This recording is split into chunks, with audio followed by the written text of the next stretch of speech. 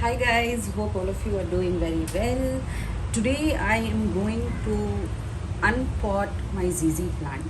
I want to take out one plant from this to give it to a friend. So I thought I might as well make this video and show people how ZZ roots should look like and talk about its care and the main reason that I'm doing this on video is because I'm looking at a lot of images of people in gardening groups asking for help when their plant is rotting and they've overwatered it generally. Now, overwatering is the single most biggest reason for your plant dying. People equate putting water in their plants to giving them love. Water is not equal to love, guys. Do not pour water into your plants unnecessarily. You're drowning them. They don't like sitting in water. Your plant needs to have only as much water as it requires. Now, how do you judge how much water a plant requires? What you have to do is you have to pot your plant in the right size pot. That way you will water it absolutely correctly. Now, what is the right size pot? Now, the pot is for the roots, not for the leaves. Okay, so don't look at the big bushy size of your plant. Look at the roots. Choose a pot that exactly fits your root and maybe has 1 inch more space than that. Okay, that way you will water your plants absolutely correctly every single time. Okay, excess water will drain out of your pot and there is no soil to hold excess water anyways, so you will be fine. Now let's just take a look at the ZZ plant roots. This plant has been sitting in our mandir. So our mandir has a large window and this plant gets indirect light, but there is a blue film on our window, so the light isn't much, and hence this hasn't been growing as ferociously as my other ZZs. But I'm happy with it because I want it to be this size. I don't have space for a larger pot in there, and I'm okay with that, you know. Okay, so this is how your ZZ plant roots look like.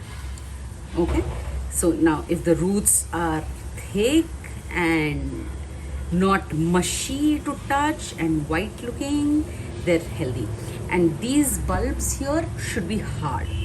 If you see rotting in these bulbs here, that means you're overwatering your plants. Okay, now the important thing to know about ZZ, this is the plant that I recommend for an absolute beginner to start with. Not pothos, okay, but this.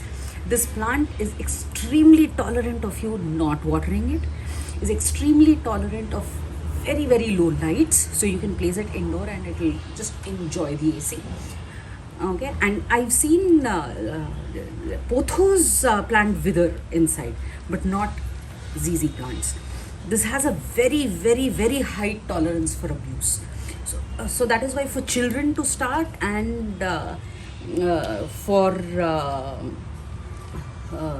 beginners to start, this is the plant that I suggest. Now, when your plant is extremely healthy and is getting the light it needs and is getting the correct water, the leaves will be glossy.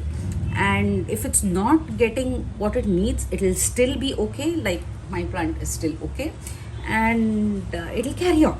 It will not die on you. I've heard of friends who've been away from their offices in this lockdown for over a month and nobody's watered their plant, and yet the plant, soldiers on. So, guys, if you've just started, this is the plant to buy. Now, this plant is for a single plant like this costs around 150 rupees in Mumbai. I know that's expensive, but I'm telling you, it'll be totally worth the effort because this plant is not going to die on you, and that is going to ensure that you don't quit gardening because you think you can't keep your plants alive. Okay, so the soil in this plant is also wet. It is being watered today.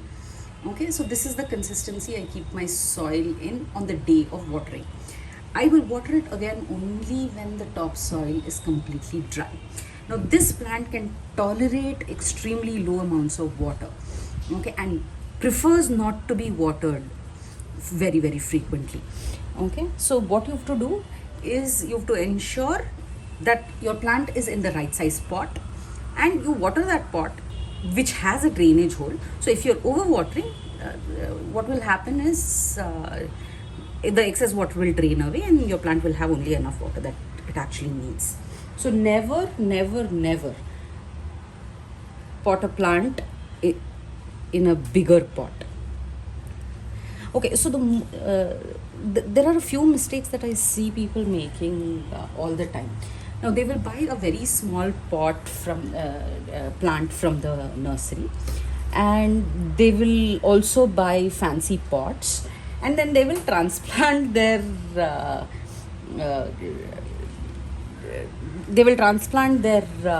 small plant into this huge pot, right? And then they will water that pot. What happens when you put a very small plant in a large pot? One, that is not pretty looking, but beyond that, that is not what the plant needs. Now see the size of my pot here. Okay, can you see the size? Right, look at the roots. See how they fit exactly into the pot. So that is how I ensure that my plant doesn't get more water than it actually needs, because there is no soil to hold that water.